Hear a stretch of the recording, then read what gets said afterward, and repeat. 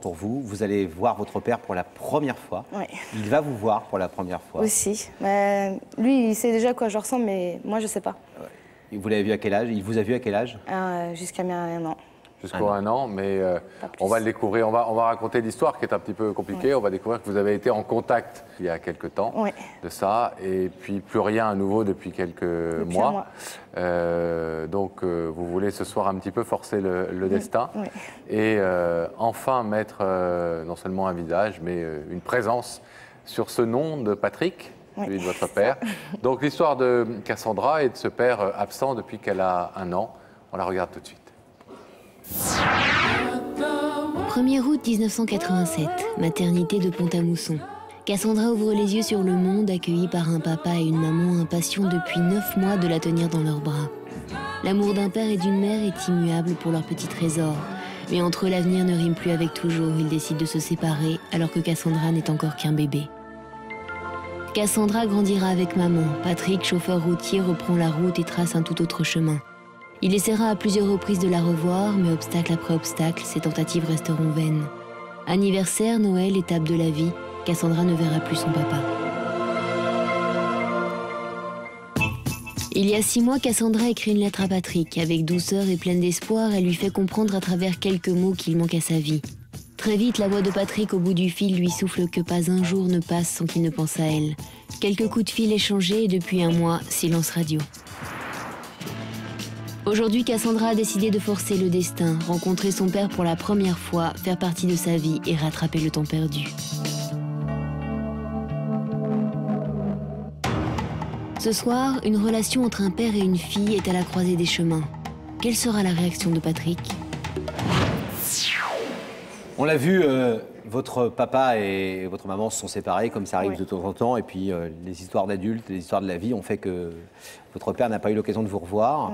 Est-ce que c'est un père qui vous a manqué, ou est-ce que c'est un père, énormément. Ou est-ce que c'est un père qui a connu une substitution, si j'ose dire, avec un nouvel homme dans la vie de votre maman, et que pendant quelques temps, notamment la petite enfance, vous ne vous êtes pas trop posé de questions? En fait, pendant la petite enfance, non, parce que mes grands-parents ont été avec moi jusqu'à l'âge de 6 ans. Donc mon grand-père, il a beaucoup couvert le rôle, c'était pour moi un papa. Et à l'âge de 6 ans, donc, ma mère a rencontré quelqu'un, donc mon beau-père, avec qui ça allait plutôt bien au début. Bon, après, ça allait plus trop bien, et c'est là que j'ai commencé à ressortir vraiment le manque d'un papa. Alors, il s'est manifesté, votre père, il a demandé un droit de garde il y a 7 ans, 7 ou 8 ans, en 1998 exactement. Et à ce moment-là, ça lui a été refusé. Non, ça a été accepté, c'est ma mère qui avait refusé. D'accord, c'est ce que le droit a été voulait me protéger, accepté juridiquement, mais votre maman a refusé, parce que, effectivement. Vu que je ne le connaissais pas depuis que j'étais née, donc j'avais un peu plus de 10 ans, il pensait peut-être que ça allait faire un choc de le voir comme ça, débarquer du jour au lendemain dans ma vie. Vous avez été consulté sur ce choix? Non. Et vous le regrettez aujourd'hui? Oui. Et quand vous en parlez à votre mère, elle dit quoi? Comment vous expliquez qu'une décision de justice n'ait pas été respectée par votre maman? En fait, ce sujet-là, nous, on n'en a pas parlé, parce que les 3/4 du temps, quand je lui demande de mon papa, elle esquive. Elle trouve toujours une excuse pour parler d'autre chose, parce qu'elle veut vraiment pas revenir sur ce sujet. Et ce soir, elle sait que vous faites cette démarche? Oui. Elle est d'accord? Oui. Elle est avec vous? Non. Non, elle est derrière vous, si j'ose dire. Oui, voilà, oui, elle est derrière moi, franchement, elle est vraiment contente. Elle vous soutient. Oui, quand je l'ai appelée pour lui dire, voilà, je suis allée avec... Il n'y a que la vérité qui compte pour retrouver papa, elle m'a dit que c'était bien. Alors, il y a quelque temps, donc vous avez, à votre tour, fait des démarches. Il y a quelques mois de ça, pour retrouver Patrick. Quelle a été sa réaction quand vous vous êtes manifesté?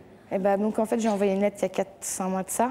Et donc dès qu'il l'a reçue, apparemment, le midi même, le téléphone il a sonné. Et tout au début, ça fait allô Cassandra. Et moi, je fais bah oui, comme si c'était un ami. Et ça a fait c'est papa. Et là, ça a été le choc. Il m'a demandé comment j'allais, que je lui manquais, qu'il ne pensait pas que j'allais essayer de le rechercher. Je crois qu'il vous a dit il n'y a pas un jour où je ne pense pas à toi. Oui, il l'a dit. Il n'y a pas un jour où il ne pense pas à moi. Et d'ailleurs, en fait, il y a quelque chose qui est pas mal chez nous. C'est que peu après qu'on soit séparés, il s'est fait tatouer un dauphin sur l'épaule, où c'est écrit pour ma fille Cassandra. Et il y a 1 an, pour mon anniversaire, on m'a offert un tatouage et j'ai fait un dauphin aussi. Donc, sans le savoir. Sans le savoir. Donc, ça incroyable. Alors, il a refait sa vie, votre papa, il a 3 autres enfants, je crois. Il s'est marié 1 fois, il a eu 2 garçons. Donc il a divorcé, il a s'est marié avec quelqu'un, il a eu un petit bout de chou aussi. D'accord. Alors, ce qui s'est passé, c'est que vous avez donc communiqué un petit peu par téléphone et par courrier. Et puis là, depuis 1 mois, donc, pas de nouvelles. Non. De sa part ou de la vôtre? De la sienne. Pourquoi? Bah déjà, Selon apparemment, le bébé aurait cassé le téléphone à la maison. Donc, penal. Et je crois qu'il y a un déménagement en cours. Donc, est-ce que c'est ça qui fait qu'il met autant de temps à donner une nouvelle? Je ne sais pas. Mais je veux dire, pour moi, le téléphone, c'est bien, mais c'est pas assez. Vous habitez où? À Nancy. Et votre père? Dans le quai de la Chaîne. Alors, je ne sais pas du tout où ça se situe. C'est le nom d'un village. Dans le? C'est le quai de la Chaîne. Le quai de la Chaîne. Oui, c'est Et un vous savez, village. au téléphone, vous lui avez pas demandé où il habitait? C'est dans le Finistère, je crois. En Bretagne. Oui, voilà, près de la Bretagne. Et vous, Nancy? Ouais. Donc, il y à a l'opposé, Ah oui. Il y a une grande distance entre nous deux. Totalement. Alors, Daphné, elle est allée en plein Finistère pour trouver votre père, Patrick, et lui porter cette invitation que vous avez voulu un petit peu précipiter, hein, puisque vous avez voulu forcer le destin ce soir. Donc, Daphné est allée à la rencontre de Patrick.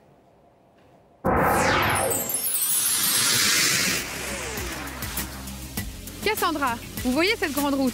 Vous n'en voyez pas le bout, n'est-ce pas? Et pourtant, vous savez qu'elle a une fin. Eh bien, cette route, elle pourrait résumer votre relation avec votre père, un long voyage et au bout, une issue tant attendue.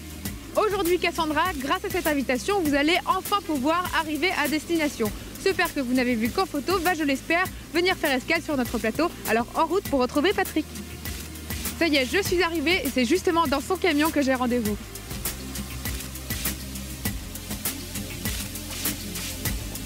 Bonjour. Vous pourriez descendre, s'il vous plaît? Merci. Bonjour, je suis Daphné de l'émission Y'a que la vérité qui compte. J'ai cette invitation à vous remettre et j'espère vous voir dès lundi sur notre plateau. Ben, on va réfléchir. Vous avez une idée de la personne qui pourrait vous faire venir? Non. Aucune idée. Non, on va y réfléchir. Et ben, je vais vous laisser réfléchir alors. Je vous dis à lundi quand même? Peut-être. Vous saviez qu'il était chauffeur routier? Oui, D'accord. il me l'a dit. Alors, c'était pas tout à fait au fin fond du Finistère qu'était Daphné, c'était sur la route, quelque part, entre Paris et la Bretagne, effectivement, où votre père était en train de Sur l'autoroute circuler. A13. Vous l'aviez déjà vu, Non. Patrick? Pas de photo? Non. Donc, c'est la Là, première fois c'est la première fois, ouais. que vous le voyez? Ouais. Alors? Bah, c'est mon papa. Non, bah, c'est... Vous l'imaginez comme ça? Non. Vous l'imaginez comment? Franchement, je m'étais même pas imaginé comment il pouvait être. Jamais. Non. Vous n'avez jamais essayé de mettre des images sur les pensées que vous aviez? Non. J'ai jamais trop osé, en fait. De peur de me tromper, d'être déçue. Ou... Qu'est-ce que vous allez lui dire ce soir à votre père? Bah, S'il a accepté l'invitation. J'espère. Il a accepté l'invitation.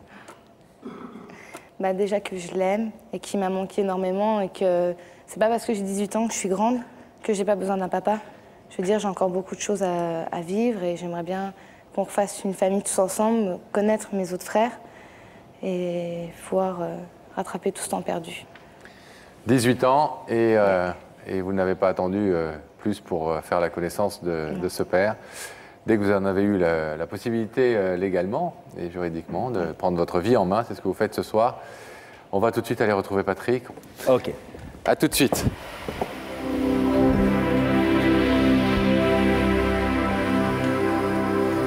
On va attendre que le rideau se referme et on va ouvrir la loge. Merci Gilles Amado. Ouvrir la loge de Daphné. Oui, Laurent et Pascal, je suis en compagnie de Patrick. Merci d'avoir accepté notre invitation. Vous êtes venu comment alors sur le plateau? Vous avez pris votre gros camion ou vous êtes venu tout simplement En voiture. En voiture. Alors vous avez une idée de la personne qui pourrait vous faire venir sur le plateau? Bah, j'ai une petite idée, mais je préfère pas le dire parce que je suis pas sûr. Patrick, je vais vous proposer de rejoindre Pascal et Laurent et donc de suivre ça, mais la vérité est au bout du couloir. D'accord, merci.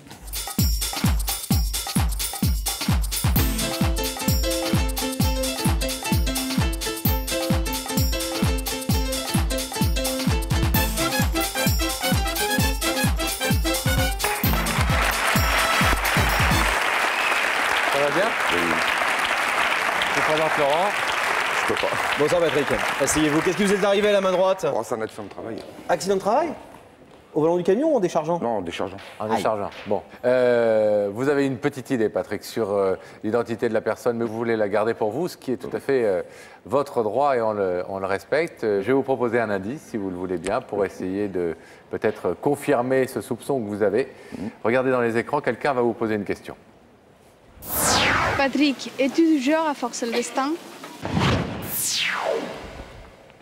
Alors, Vous êtes du genre à forcer le destin? Est-ce que vous êtes du genre à aller de l'avant et Oui. à forcer les choses? À les forcer, on l'essaye. On n'y arrive pas toujours, mais on essaie toujours un peu de forcer les choses. Et est-ce que vous aimez bien quand d'autres prennent les devants et quand on vous met parfois un petit peu au pied du mur, mais pour la bonne cause? Dans ces cas-là, oui, il n'y a pas de problème. Bon. Voilà. Alors Patrick, est-ce qu'on irait ensemble, pas très loin, juste regarder dans ces écrans, voir qui se trouve de l'autre côté du plateau? D'accord. Oui? Oui. Je vous propose donc de fixer ces écrans et nous allons y faire apparaître le visage de la personne qui veut vous parler ce soir.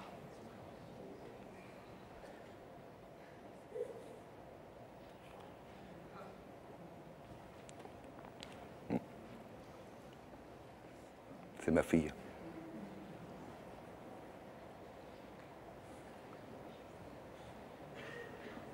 Votre fille que vous voyez pour la première fois? La dernière fois, oui, parce que la dernière fois que je l'ai vue, elle avait un an et demi. 1 an et demi, oui. Et maintenant, elle a 18 ans. Vous avez eu une photo? Oui. Elle m'a envoyé une photo. 1 an et demi. Et plus jamais ensuite? Plus jamais. Avec des problèmes avec sa mère, tout ça, donc... Est-ce que vous voulez savoir ce que votre fille Cassandra est venue vous dire ce soir, Patrick? Oui. Ouais. Cassandra, vous n'avez plus 1 an et demi, vous avez 18 ans, vous êtes une femme, une jeune femme, Une belle. et vous parlez à votre papa. Bonsoir papa, Bonsoir, Cassandra. ça va? Oui. Ouais. En fait, je t'ai fait venir ce soir parce que je voulais des appels téléphoniques, c'est bien, mais c'est pas beaucoup non plus pour moi. Je voulais te voir, découvrir, mettre un visage sur un nom, dire que je t'aime, que tu m'as manqué pendant toutes ces années. Et la chose que j'aimerais ce soir, c'est qu'on se retrouve, qu'on refonde une famille, rattraper tout ce temps perdu, parce que j'ai peut-être 18 ans, mais dans mon cœur, je suis toujours une petite fille qui a besoin d'un papa. Que moi je découvre ta vie, tes enfants, ainsi que Lydia, que toi tu découvres la mienne, parce que j'aimerais bien aussi que tu fasses connaissance de l'amour de ma vie, de mes amours de ma vie, parce que j'aimerais aussi présenter mes frères et ma sœur. Et franchement, je crois que c'est un des plus beaux cadeaux qu'on pourrait me faire au monde. J'espère.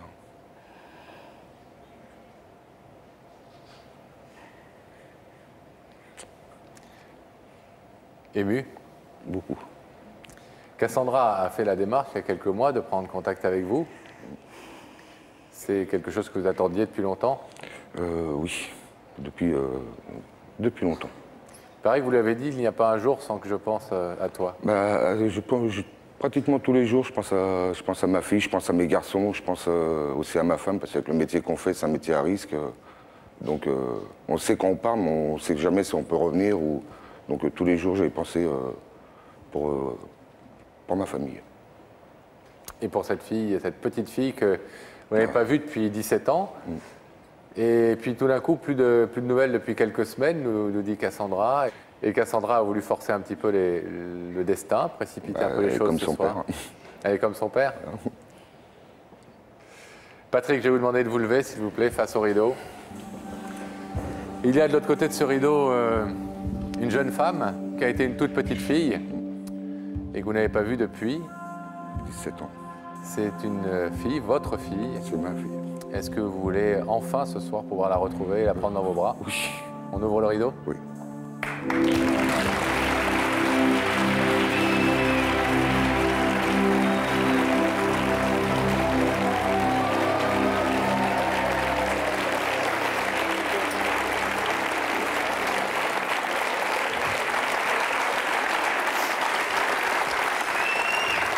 Bon. C'est bien parfois de... C'est magique? Oui. Bravo d'avoir fait cette démarche, d'avoir un peu précipité, comme je le disais, les choses. Et puis maintenant...